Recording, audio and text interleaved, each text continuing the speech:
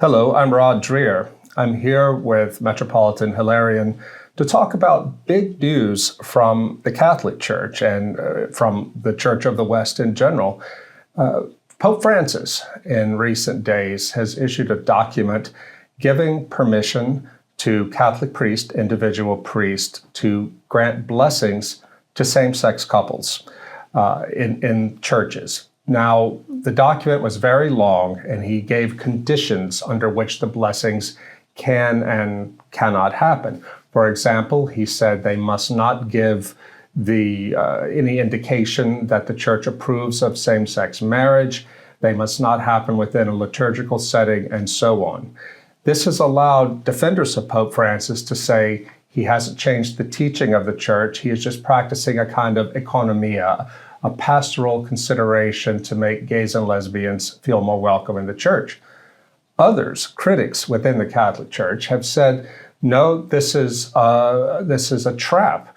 That in fact, when people in the pews stand there and see a gay couple receiving a blessing in a church by a priest, that will speak louder symbolically than the fine details in the document that the Pope put out. So I'm here with Metropolitan Hilarion to talk about the meaning of this bombshell document, what it means for Christians living in the West, not only Catholics, but all of us who live in the West, and the future of Orthodox-Catholic relations. Vladika, what did you think when you first heard of this document and saw what it had to say? What were your initial impressions? Well, my initial impression was a kind of a shock, because I think we always cite the Roman Catholic Church as a beacon of traditional Christianity, the Church which always supports the traditional Christian values and the traditional Christian moral teaching.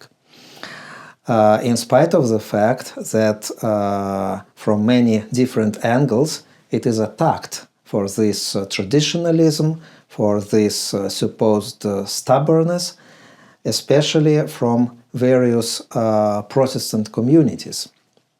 And we have been witnessing in recent decades how many Protestant churches adopted this liberal point of view, departed from traditional Christian teaching on the moral issues, including the issue of same-sex relationship. Now we see in this new document, which comes from the Vatican, that in the Roman Catholic Church, while they underline that they are not changing the essence of the teaching on marriage, still they allow, under certain circumstances, some forms of blessing the homosexual couples. And this is indeed a revolution, this is indeed a big change, and I personally think that it is a very unfortunate change, because, as you said, it is a trap, it is a loophole, and it gives the opportunity to those priests who want to bless homosexual couples to do this. And I can predict that very soon it will become a big business, a big industry in the Catholic Church, because it will be on demand. Such priests will be very popular in certain circles, and they will practice these blessings, so to speak, with the permission from the Vatican. Yeah, and I think also we can predict what will happen in the United States, at least, is LGBT Catholic activists will start targeting priests who won't do this.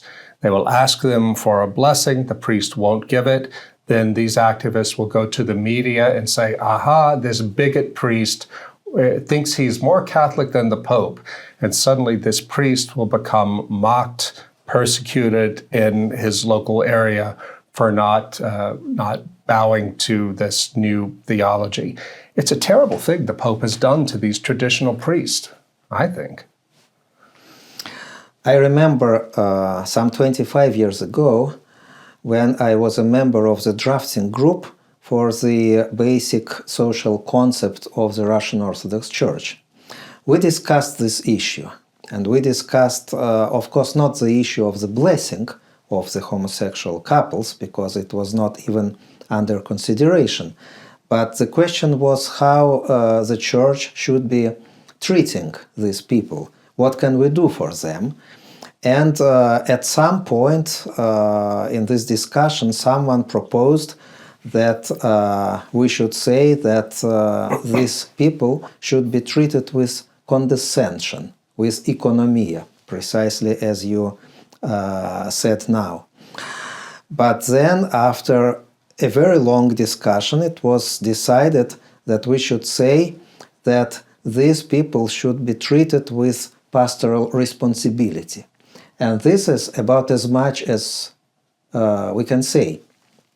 If, for example, a homosexual person comes to me as a priest and asks for a blessing, I will give him blessing, not because he is homosexual, but because he is a human being, or because he is an Orthodox Christian. And in many cases, I would not even know what is his sexual orientation. I would never ask a person who approaches for a blessing, like, for example, after the liturgy, when I exit the church, many people come, and I do not ask them what is your sexual orientation before giving them blessing. But obviously here the question is not about this type of blessing. The question is about some sort of blessing which will mislead many people. It will mislead those who receive this blessing, and it will also mislead those who become willingly or unwillingly witnesses of such a blessing, because everyone will believe that now the Church blesses homosexual couples. You know, my oldest friend is a Catholic and is same-sex attracted, but he's celibate, he's chaste. He is really one of my heroes because he has carried a heavy burden throughout his life, but he has done it because it's true. He's suffered because it's true. He suffered for Christ in this way. Now, when he sees what the Pope has done, he feels terribly betrayed by this. And I just don't understand how any priest, Catholic, Orthodox, or a Protestant pastor can look out and see Christians, a minority certainly, but Christians both straight and gay, who are trying to live according to what the Church teaches on sexuality and who need help. But they don't get help, I think, because so many pastors today across the churches are afraid to talk about sexuality because it goes against the spirit of the age. Yes, I agree with you. And I also think that while these blessings will be misleading to the people, they will also be dangerous for spiritual integrity of those people who receive these blessings, because they will be made to believe that the Church approves of this lifestyle, of this type of sexual orientation, and not only orientation, but the sexual behavior. If, for example, in the Orthodox Church, a homosexual person comes for confession, he will always hear from the priest that homosexual relations are sinful, which does not mean that he will be ostracized or marginalized or expelled from the church. But the priest will tell him the truth. Now, if there is such blessing which is prescribed by this document, then, of course, many people will not even know what the Church teaches about this, what is the traditional Christian point of view, what, for example, was the teaching of St. Paul on this issue. So it will be not only deceitful, but also dangerous. I always wonder, of course, who am I to judge the Roman Catholic Church? And I am not saying this in any way to judge anyone, but I am always wondering why the Roman Catholic Church is not seeking the solution to its problems within the Christian tradition. For example, we hear so many stories about pedophile priests and pedophile bishops in the past and even at present, but we do not hear about any discussions about the reintroduction of married priesthood in the Roman Catholic Church. I was once a guest at one of the Roman synods, and I was given 5 minutes to talk, and it was the synod on the family. So what I did, I just humbly reminded the Catholic bishops, the Pope was present there, about the traditional teaching and practice of the Orthodox Church. And I believe, looking at what is happening in the Catholic Church compared to the life of the Orthodox Church, that married priesthood is certainly a solution, because we do not have such huge problems. And everyone who opts for priesthood has a choice. He can become a married priest or he can become a celibate priest. In the Roman Catholic Church, in the Latin Rite, there is no such choice. So if you want to be a priest, you have to be celibate. And this presents many problems. Why not discuss this issue rather than, for example, discussing the blessing of homosexual couples or discussing female priesthood, as is also done in some Catholic circles? You know, as you well know, I was a Catholic for 13 years, and the main reason I lost my Catholic faith was writing about the abuse scandal in the early part of this century. And it was shocking to me as a journalist and as a Catholic to learn, as part of my reporting, how heavily gay the Catholic clergy in the U.S. was. I say was, it may have changed, but I doubt it.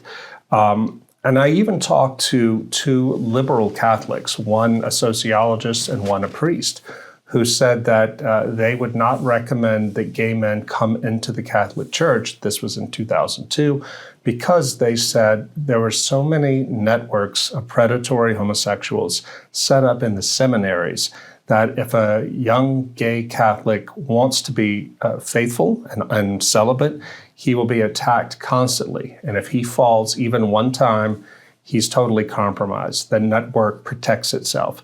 Now, these men told me this on the record. It wasn't a secret conversation.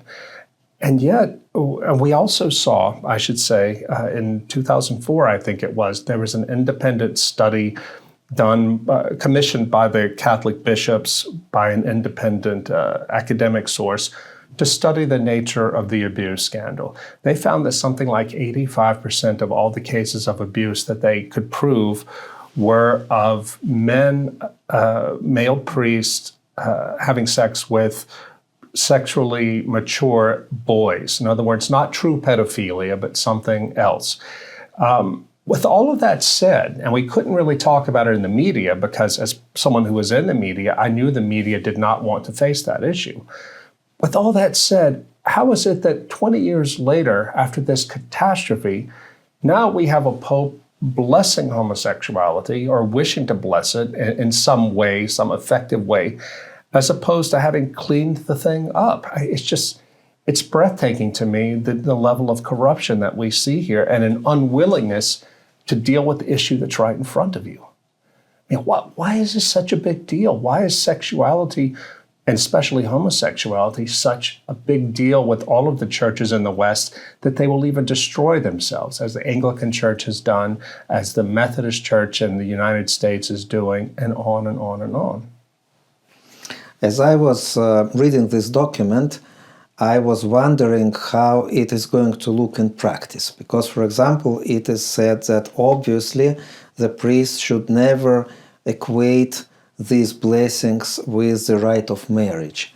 They should not supposedly wear liturgical vestments reminding one about marriage.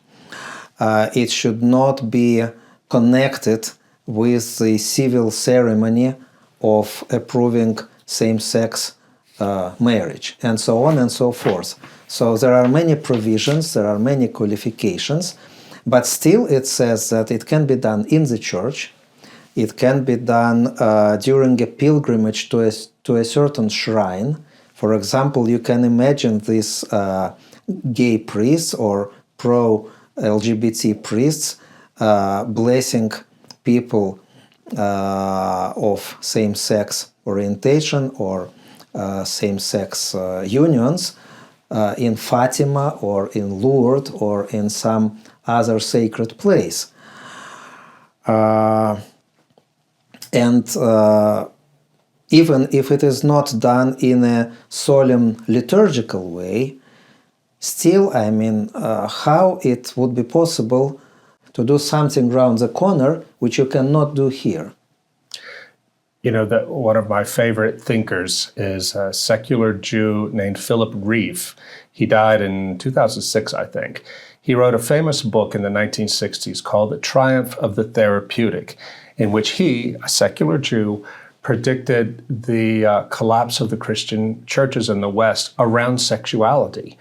He said in his book something really prophetic. This book is like 60 years old.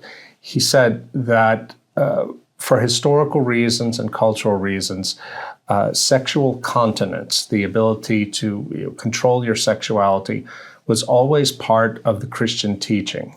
And this is what set it apart from pagan Rome.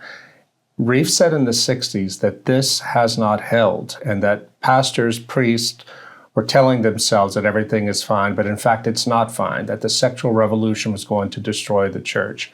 Now, I'm sure when Rieff published that in the 60s, people didn't take him seriously, but I think we have lived to see the fulfillment of his dark prophecy. Yes, and unfortunately, this sexual revolution destroyed many very respectable churches who, because of these new standards, because of this new morality, they departed from the Christian teaching. Some Catholics have said to me, "Why do you care about this? You're not Catholic anymore, you're Orthodox." My response is, well, I have plenty of Catholic friends who are suffering. I mean, they have to live in a situation where a priest cannot say the traditional Latin Mass, but he can bless a gay couple. This is very painful for my Catholic friends. But aside from that, in the West, the Roman Church is the mother church. We Orthodox are very small. And if the Roman Church falls on this issue of human sexuality, and especially LGBT, then it's going to make it harder for all of us who want to live faithful to Scripture and tradition. What do you see as the potential impact on non-Catholics if the Catholic Church continues its fall? Obviously, we, the Orthodox, are not living on an isolated island. There is a funny story about the Orthodox in paradise, that Saint Peter leads someone and gives an excursion in the paradise, and he says, here are the Catholics, and here are some others, and here are some Protestants, and here are the Orthodox. But please be careful and be silent here, because they believe they are alone here in the paradise. I don't believe that we are alone here. We live together with the Catholics, with the Protestants, with the non-believers, and we cannot simply ignore what is happening in the Catholic Church, because it also touches upon us, if not directly, then indirectly. And I personally have many friends in the Catholic Church, also among the hierarchy of the Church, and I know how troublesome it is all for them, and how shocking it is for some of them. This morning I received an email from a Catholic friend. Actually, it is from him that I learned about this new doctrinal document. I no longer follow, as I did before, what is happening in the Catholic Church, and I am not reading doctrinal documents of the Vatican Dicastery on a daily basis. But I received this dispatch from a Catholic friend who is a very reserved person, but even from his remarks I realized how deeply shocked he was. So I believe that maybe it will be a source of joy for some, but it will be a source of huge disappointment for many others. And I would believe that maybe for the majority of the Catholics worldwide, it will be a source of disappointment rather than a source of joy. Well, I can tell you, in the American legal system, this could have a tremendous effect. In the U.S., we have the First Amendment, which keeps the government out of religion, more or less. If a gay person filed a lawsuit against a Catholic school for firing them for being married to a same-sex person, the courts would say, look, we're not going to decide about theology, but we can look at the practice of the Catholic Church. Its teaching is clear about homosexuality, and if it acts on its teaching, then the courts will protect it. Now you have the Pope saying it's possible to bless same-sex couples. The teaching hasn't changed, but you can still do this pastoral act. It's going to make it harder for a court, which tries to be neutral, to see this and to take the side of a Catholic school that wants to fire a gay teacher for violating the Church's teaching. The judge will say, but wait a minute, the Pope says it's okay to bless these couples. How can you fire this person? Now, this might not happen right away, but it's conceivable now because the Pope has now put all kinds of Catholic schools and Catholic parishes at risk. Maybe as a former Catholic, you are in a position to explain to me what is the status of this document, because you always say that it is the Pope who actually issued it, but in fact it's the document from one of the dicasteries, from the Dicastery of the Doctrine of the Faith. Yes. Though it says that it was approved by the Pope. Yeah. So it has the force of papal authority behind it. The DDF did produce the document, but the Pope approved it before it went out. What's interesting is only 2 years ago, the same office rejected the idea of blessing same-sex couples because, according to the statement from the office, the Church, quote, cannot bless sin. And now that's been completely overturned by the same office, headed by a different prefect. Now the prefect is Tucho Fernandez, who wrote this bizarre book in Argentina about kissing. I mean, it's crazy. I believe that we're going to see a number of Catholics coming into Orthodoxy because of this. This will have been the last straw for them. In fact, I have a Catholic friend back in the U.S. who is now a catechumen in the Orthodox Church. After Pope Francis indicated a couple of months ago that he would do what he has done now with this document, my friend said, this is the red line that has been crossed for me. I'm going to become Orthodox. Do these people who come into the Orthodox Church because they can't bear the collapse within the Catholic Church, are they going to be safe, or will they also have a battle to fight within Orthodoxy? I cannot predict what is going to happen. First of all, I would like to say that it is not a sufficient reason to come to the Orthodox Church if someone is dissatisfied with his own church community, be it a Catholic church or a Protestant community. There is something more in the Orthodox Church, as you obviously discovered over the years you have been Orthodox. And it is simply not enough to be a protester or to dislike something happening in your own community in order to become Orthodox. But secondly, I would like to say that the Orthodox Church is governed by the spirit of conciliarity. And here we come to a very important point, which also was discussed in the Catholic Church recently, but was discussed in a very specific manner.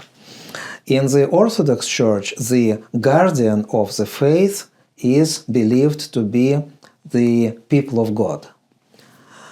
But the governance of the Church is exercised by the bishops, not by one bishop, but by the body of bishops. And we call it conciliarity or sobornost when decisions are taken by the body of the bishops. And there is not a single bishop who could be above this body. Like the Pope. Like the Pope. For example, in the Russian Orthodox Church, it is the Bishop's Council, which is the highest hierarchical authority, and the Patriarch is subordinate to the Bishop's Council. It is not that he approves the decisions of the Bishop's Council, but on the contrary, it is the Bishop's Council which has to approve all the decisions which were taken by the Patriarch, by the Holy Synod, by other governing bodies in the interim period. So it is the whole body of the bishops that is responsible for protecting the true doctrine. This is, of course, not a guarantee of the infallibility in the questions of doctrine, because we know that in the past there were erroneous councils, there were so-called robber councils, which had all formal qualities of councils, but were subsequently rejected because they promulgated erroneous teachings. Still, under these circumstances, when we have the entire body of bishops of a particular church voting for or against a certain matter, we have something close to a guarantee that such things will not happen. And we also believe that the Holy Spirit is governing the Church. The participation of the laity in the governance of the Church, it's a very important issue. And we are not saying that the lay people should be completely silent, that they should have no opinion, that they should have no say in what is happening in the Church. And in the Russian Orthodox Church, we provided for the lay people a certain space where they can discuss issues together with the priests and the bishops. But the decision-making body is the body of bishops. Now, as I saw with the recent synod in Rome, they also allowed some lay people to participate in decision-making. Yeah. And this is surprising to us Orthodox. You know, when I was a Catholic, I learned quickly that you had to be aware of who the bishops were, your local bishop, and what the Pope was doing, because things could change so quickly. They really could. And everyone, I mean, you talked about church politics a lot for practical reasons, not just for gossip, but because you wanted to know that if such and such was the bishop, then he was probably going to change this or protect this. When I became Orthodox, it was striking to me how you didn't really have to know who your bishop was, because you didn't have to be afraid that everything was going to change overnight, like a new political administration is brought in. And I think that is a real comfort to the faithful, that sense of stability when the rest of the world seems to be falling apart or moving very fast.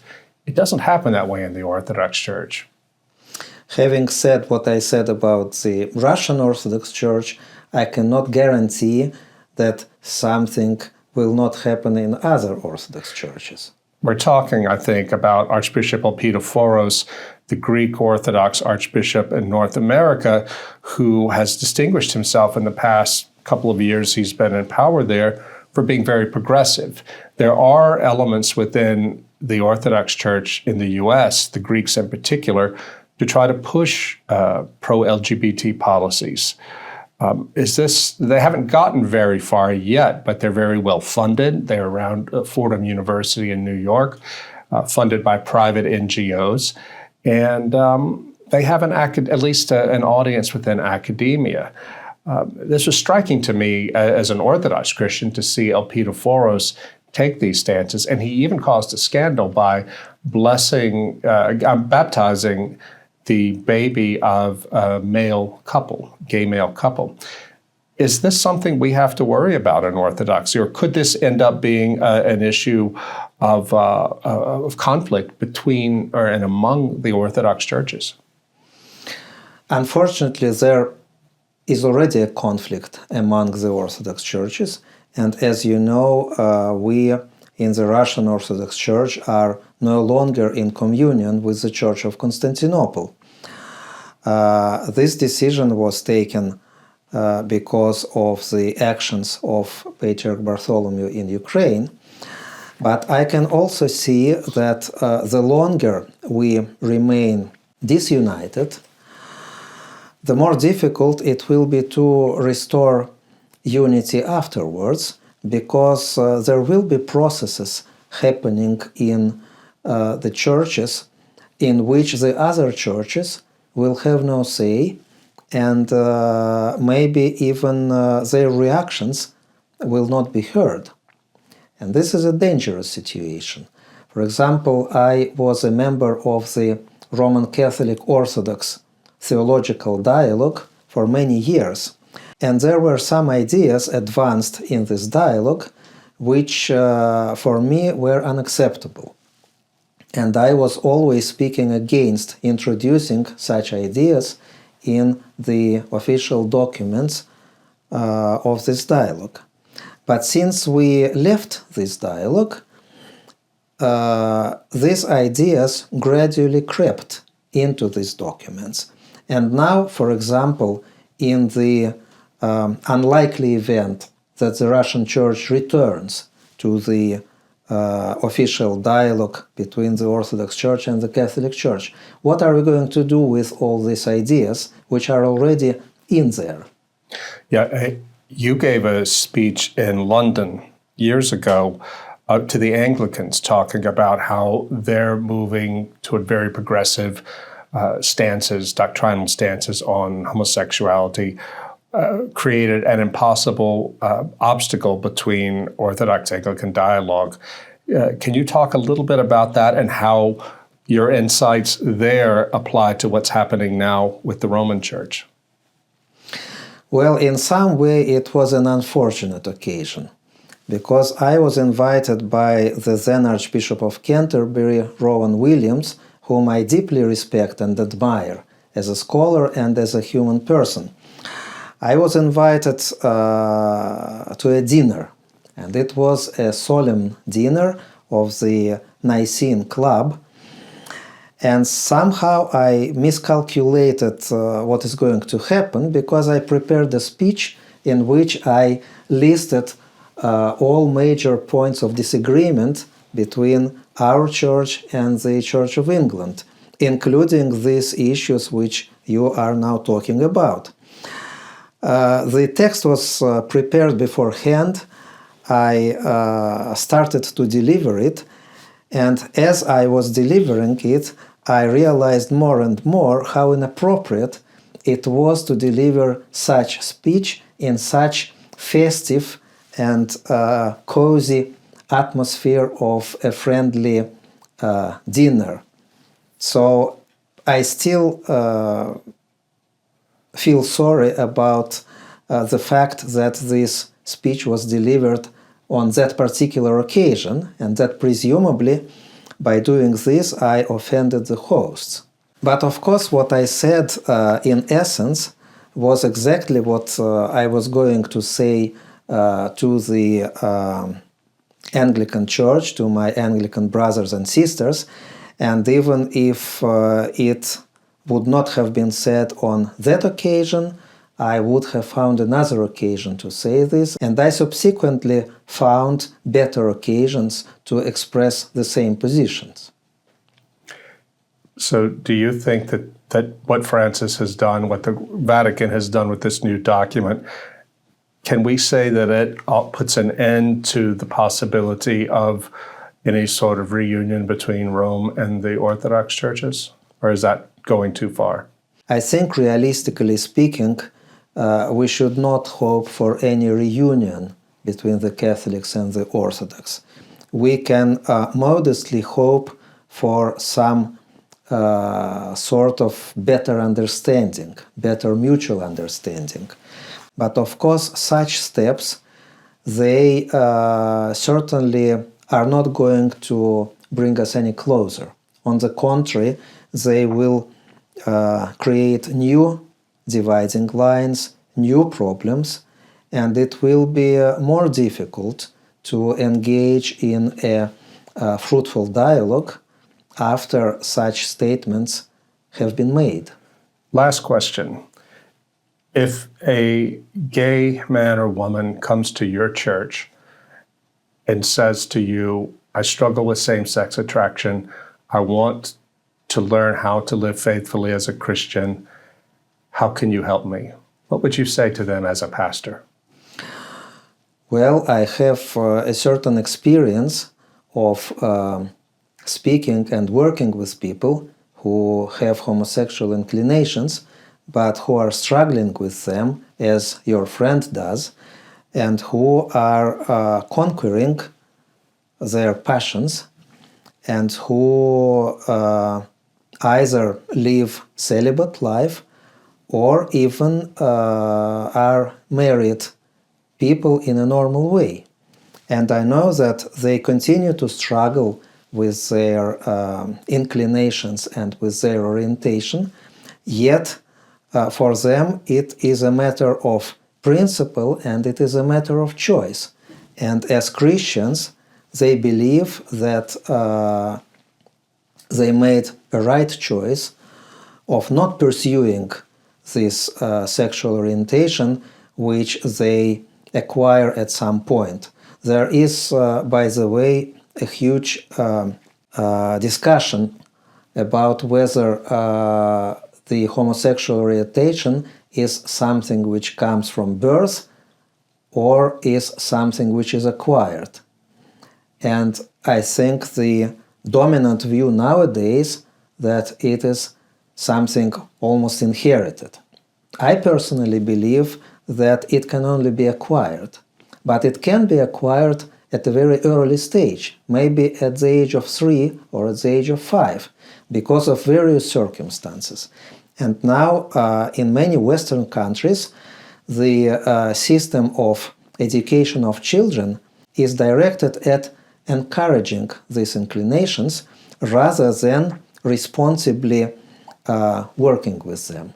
So what I can offer as a bishop in the Orthodox Church is precisely what we call in our official document pastoral responsibility. I cannot offer a pastoral condescension in the way of approving this lifestyle, but I can work with such people responsibly, telling them about the teaching of the Church and helping them to make the right choice.